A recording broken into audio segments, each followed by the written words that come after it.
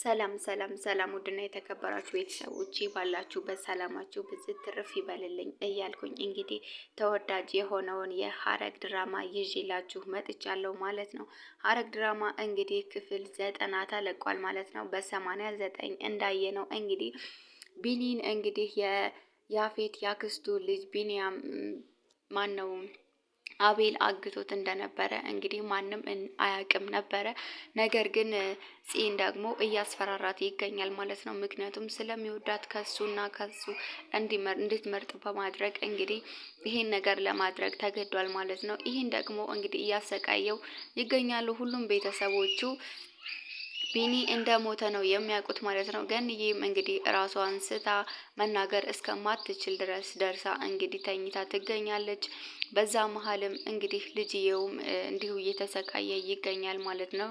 ዳጊ እና ቤተሰቦች እንግዲህ ሁላቸውም በእነሱ ዙሪያ ያሉት ሰዎች ሁሉ እንግዲህ ቢኒን በመፈለግ ላይ ናቸው ማለት ነው። ያፌትም ጭምር አሁን ሁሉም ትኩረታቸውና እያሰቡ ያሉት ያፌት እንዳአገተውና እያሰቃየው እንዳለ ነው ያወቁት ማለት ነው። ነገር ግን ያፌት ራሱ ማን ነው ሳይቀድመው የቀደመኝ በማለት ካገኛችሁት እሱንም እንደማይምረው ነው እየተናገረ የሚገኘው ማለት ነው። ቤተሰቦቼ እንግዲህ ያፌት ጥሩ በሆነበት ሰዓት እንግዲህ ያኛው የተረገመ ደግሞ ቢኒን እንግዲህ እያሰቃየው ይገኛል። በጣም ብዙ ነገሮችን አድርጎበትማል ማለት ነው። ነገር ግን እንደዛ ሆኖ ራሱ እንግዲህ ፂነች ይሄን ነገር እንዳደርግ የፈለገችው ብሎም ሲያሳየውም እሱም ደግሞ አንተ ቆሻሻ ይሄንን ነገር የማምን ይመስልሃል በማለት እንግዲህ ሲናገር ሰምተናል ማለት ነው። ከዚህ በመቀጠልም እንግዲህ ያው ቤዚ ደግሞ ያው አዲሱን ፍቅረኛዋን አግኝታለች ማለት ነው። ይህ ማለት ደግሞ እሱም በጣም የሚወዳት ፍቅረኛ ነው። እሷ ግን እንደሚያፈቅራት አላወቀችም። አብሮ አደጓ እና አብረው የተማሩትን ልጅ ነው አሁን ያገኘችው። እሱ ግን ቤት ውስጥ የቤዛን የድሮ ፎቶዎቿን እንግዲህ ግድግዳ ላይ ለጥፎ በእሷ ትውስታ እንትን እያለ እንደሆነም አይተናል ማለት ነው። ቤተሰቦቼ እና ውድ ቤተሰቦቼ እንግዲህ ቤዛ ከነ ኤፍራታ ህይወት ወጥታ የራሷን ህይወት ልትጀምር እንደሆነም እንግዲህ ስናስብ በደስታ ነው ደስ ነው የሚለን ማለት ነው። ነገር ግን ኤፉዬ ደግሞ አንድ ጥሩ ነገር እያሰበች እንደሆነ አይተናል ማለት ነው። እሱም ደግሞ ሁላችንም እንደምንጠረጥረው ምናልባት ያፌት የናታን ወንድም ቢሆንስ ብለንም እየተመኘን እንገኛለን ማለት ነው። እያሰብንም እንገኛለን ማለት ነው። ነገር ግን ኤፍራታ ደግሞ የያፌትን ጸጉር ከማበጠሪያ ውስጥ ወስዳ በሶፍት ጠቅልላለች ማለት ነው።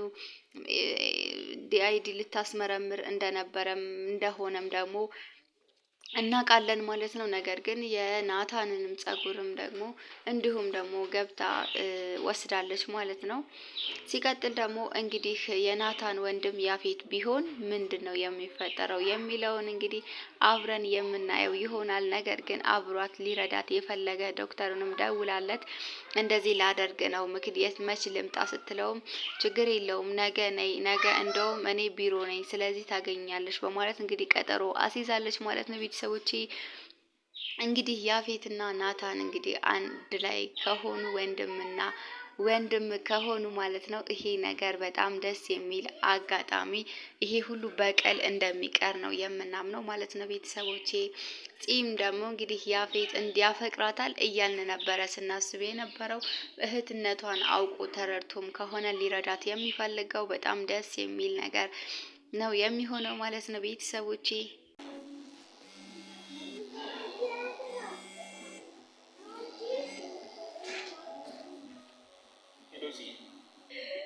ዳጊ ቢኒ በህይወት አለ። እውነትሽ ነው ጽዬ? እንዴ እማ አጎቴ በህይወት አለ። እናቴ ትሰሚኛለሽ? አጎቴ በህይወት አለ። አጎቴ በህይወት አለ።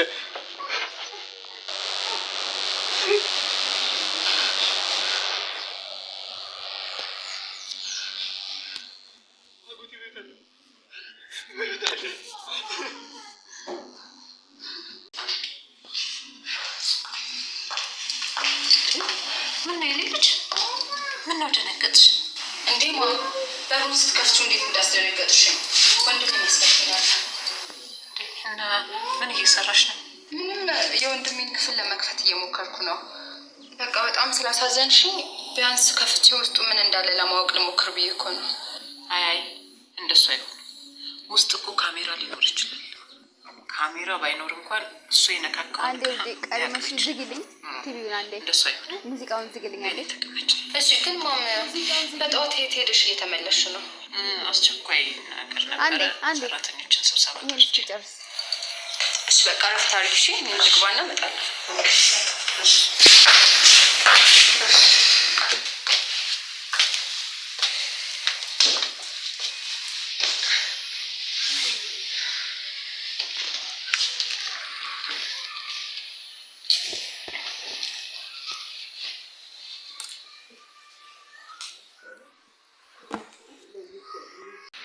የመታወቂያውን ጉዳይ ዛሬውኑ እንጨርሳለን። በጣም ጥሩ። ዛሬ የተቀበልከውን እቃ አንስተ ሳምፕል በፎቶ ላክልኝ። የተቀበልከውን ደግሞ ቤት ላክልኝ። ደግሞ ሌሎች ተቀናቃኞች ስለ ነገሩ እንደማውቅ አያውቁም። በዋጋው ከሻጩ ጋር እየተደራደሩ፣ ማንም ሰራተኛ መረጃ እንዳያወጣ አስጠንቅቃቸው። እሺ አለቃ። ግን አዲሱ ልጅ ስራው ላይ መገኘቱ ይህን እቃ እስከምንረከብ አስፈላጊ ነው? አይ እንደውም በተቃራኒው ጥሩ ነው። እሱ የሚቀበለው ይሄንን አይደል? የጀመርነውን ነው የምንቋጨው። ኦ አሁን ገባኝ። በቃ የቀረውን ነገር ዛሬ እንዲጨረስ እናደርጋለን። በጣም ጥሩ። ማድረግ ያለብህን ነገር ጠንቅቀህ ታውቃለህ። ሁለቱንም ማዘጋጃቸው። እሺ አለቃ።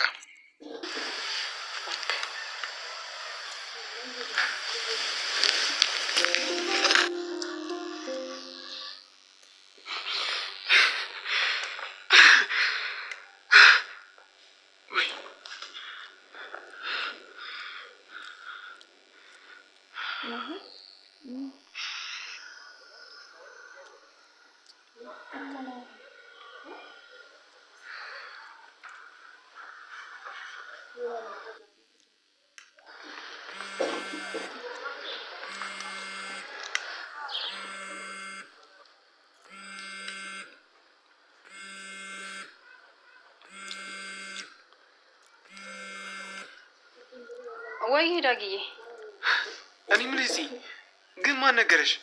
ማለቴ እንዴት ልታውቂ ቻልሽ?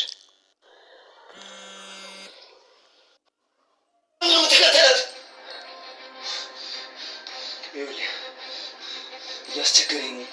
የመታፈን ስሜት ሲሰማኝ ነው አለች። እንዳስቆመ ነገረች። እሷ ካዘዘች ምንም ነገር አድርጋለሁ።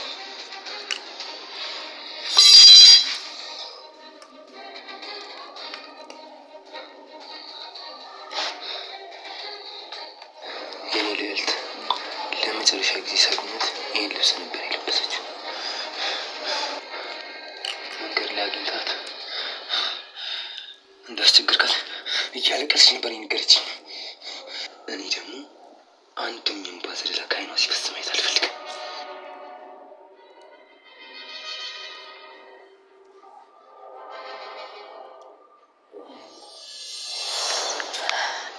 ወይ ውዴ፣ ወይ ቆየሁኝ አይደለ? አንድ እንቅፋት እኮ መንገድ ላይ መጥቶ ሌላ ሰው እንዳይመታ ከመንገድ ላይ እያነሳሁት ነበር። አይ በፍጹም እኔን አልጎዳኝም፣ ሊጎዳኝም አይችልም። አንተ አታስብ። እሺ እየመጣሁ ነው፣ ጠብቀኝ። ቆሳስ የማንን ነው ይመስል? አትመነኝ። ማን መነኛል? እኔ የተፈጠረውን ነገሮች አልነገርኩ። አንተ ደግሞ እየመለስክልኝ ያለው ማመን ስላልፈለግ ጭንቅላት እንዴትም አድርጋችሁ ነው። እንዴት ብቻ ዛሬ ያዘውን ሰው አጣሩ። እሺ አለቃ፣ ትንሽ የተገኘ ነገር አለ። ስለሱ በደንብ አጣርተን አሳውቃለሁ። እሺ ግን አፍጥኑት። እሺ አለቃ፣ እንዳልክ ይሆናል። እና ተቀናቃኛችን በዚህ ሳምንት አንተን ለማግኘት ፈቃደኛ ነው። ኦ በጣም አሪፍ። በቃ ቀን ቆርጣ ነገር ነው።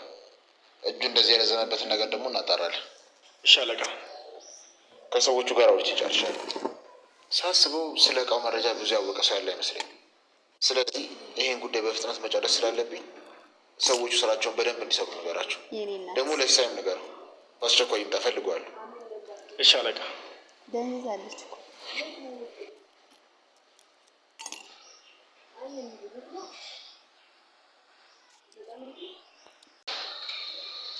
ለሰራው ነው የተከፈተው ነው ምንድን ነው ፋይዳው? ምንድን ነው ፋይዳው?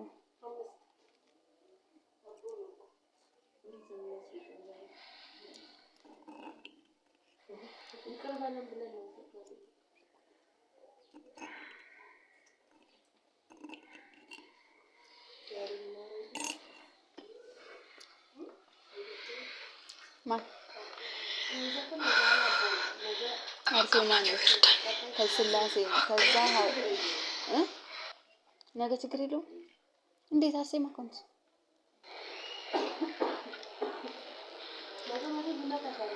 እኔ አዎ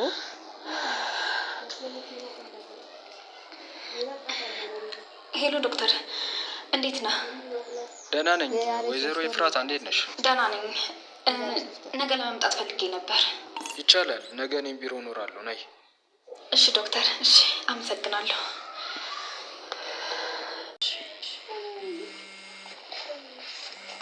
የሰሙት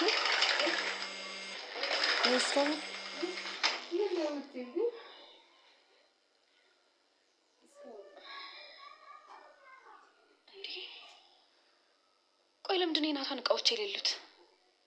እርግጠኛ ነኝ ሁሉንም እቃ ሰብስቦ ወደ ክፍል ወስዶታል። ቆይ ሻውን ክፍል ቁልፍ ከሆነብኝ ምንድን ነው የማደርገው?